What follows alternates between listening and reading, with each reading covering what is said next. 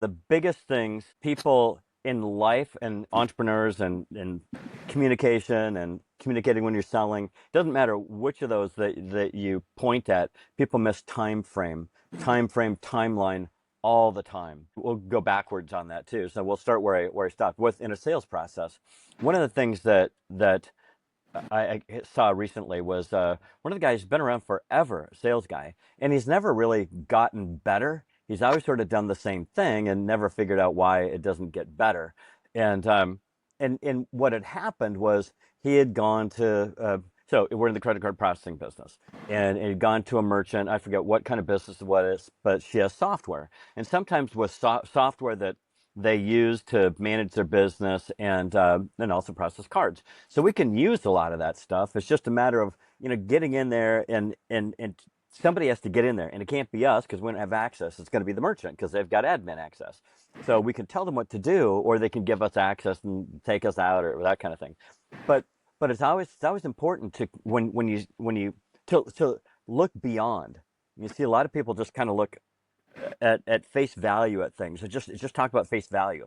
But in this scenario, what he should have done is go, okay, you've got software. There's something that's going to, down the road, somebody's going to have to get in there, probably going to be you, to go in and adjust the settings to be able to run on this. Is that you that's going to do that? It's like setting the table for what's going to happen. Or since we do credit card processing, it's got to be approved by the credit card processing bank. Underwriting, that's not us. It's somebody else that we've got no control over. You know how underwriters are, and God only knows what they're going to ask for. And so that's kind of how we have what that's the best way to approach it when you're signing a merchant up in our world. And so we go, okay, great, da da da da. You're talking about whatever you've been talking about. Now what you want to do is switch gears for two reasons. One, you want to get away from the sale because you can talk yourself out of a sale uh, by just shut the hell up and you've done your work. Now move on. Uh, but not just move on. It's a real good and strategic way to move on to go. Okay, I always look at my watch and go, okay, it's 2 o'clock. Underwriting, we need to submit this by 3, so I'm going to get it over right away. See if they can get it in by 3 o'clock. And it's probably going to, given your type of business, it's going to take a couple few days to get it approved. In that process, underwriting may ask for something. I don't know what, but given your kind of, maybe they'll ask for a tax return or financial statement or bank statement, whatever. So just that might come up. I don't know. About 20% of the time it does. So if it does, I'll get back to you right away. Uh, and then, but otherwise, it should be a couple days. I'll be getting back to you, and then we'll go into this unlocking your software business and getting our information in there instead of the old one that's in there. Does that make sense? Yeah, it does. Okay, so now you've not only wrapped it up, you've switched their thinking from the sales process to what's next. Here's what's going to happen moving forward, and here's what's and it's okay. One of the things this guy doesn't, and I think a lot of people don't do, is that it's like people can handle the truth, right? They really can handle the truth. Uh, you don't want to say, oh my God, they may ask for all this dangerous stuff. That's not it. That's not the truth. That's over exaggerating. But just look here's the timeline of things. Otherwise, if you don't tell them, in the back of their mind, they're going to be wondering. And it's annoying. And you ever been in that situation where somebody didn't tell you what the next step is, and all you just grind on it. Even a little bit, it takes a little bit of energy and it takes away, and it keeps coming to the front of your mind. And you go, well, I wonder what's going on with this. Well, they know if then they know really probably well what the time frame, how that's going to roll out, but you don't because you've never done it before. So it's really important to let people know so that they know they don't have to wonder about it.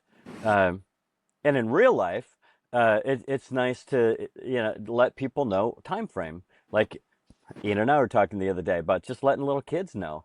If you say I'll be right back, what does that mean? They don't know what the hell right back means. And you've told them that a million times, and the answer's always been different.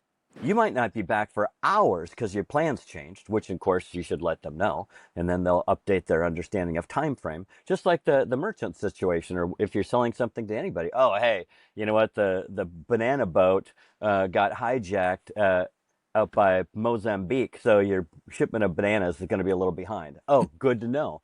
rather than going assuming, not letting people know.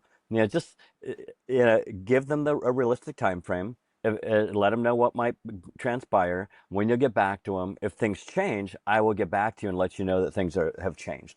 But most of the time, people don't do that. You've experienced it yourself. And so one of the things we're going to talk about in our training next week is that exact thing, like our specific scenarios, how you can do that. So as people are watching this, what is it? What kind of time frame could you give more people in your world? Whether it's somebody in your family or somebody in business or a client, so that they can better anticipate what's going to go on, and adapt, and then they can put it to bed. They don't have to wonder what's going on until that time frame passes and they haven't heard from you. But so it's like, just let people know. It's just doing one little thing to take something off their mind so they can focus on what matters more, and so can you. And they're more comfortable with the situation with you because they know if you don't tell them, they don't know and they wonder, do you think that bodes well for you or not well for you? No, not well at all. They wonder. It's a negative feeling. It's not a positive thing to wonder. Mhm. It's negative to wonder. And so if you just let them know and they don't have to wonder, they feel better about you. And they're just more self-assured. I So would say anyway, and again, don't make it yeah. difficult for people to do business with you, right? And Right. if you're giving them time frames and you're not falling within those time frames, like your example of I'll be right back, and if the banana boat gets hijacked at Mozambique or whatever, you need to follow up and let them know, hey, Yeah. this is getting kicked out a day or two. Because, we are in the credit card processing business. We do a lot of accounts that a lot of other people can't get approved. So, along with that, it comes a lot of additional information because they're more difficult accounts, So, set the table. And that way, when you come back and ask for it, they're like, oh, yeah, I anticipated that you would be coming back to me and asking for something. Right. And it's not such out of left field, and it's because, Yeah. they're not just sitting there going, and you hit it best. I dropped a vehicle off at a dealership or a mechanic, and I'll let you know by this afternoon. Like 2 days later, I hadn't heard anything, and it was like, what? Oh shit, what's going on with that? And that gives you an uncomfortable feeling. I don't Yeah. like now. I don't like you. Really, Yeah, it's like it's now you're trust. yes, It's one. yeah, There's books these days, right? The big hot topic is trust. You don't have to hmm read a book. You don't have to go to a class.